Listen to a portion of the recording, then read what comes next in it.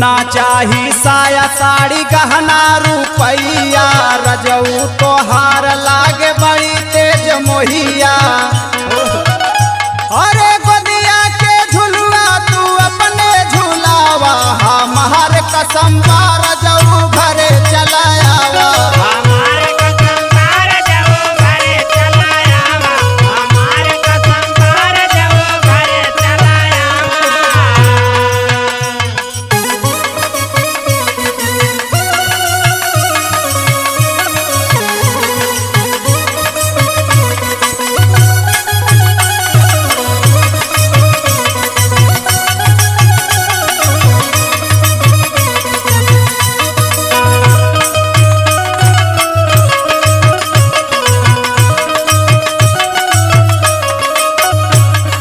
सब कर बलम देखाया गईले घरा।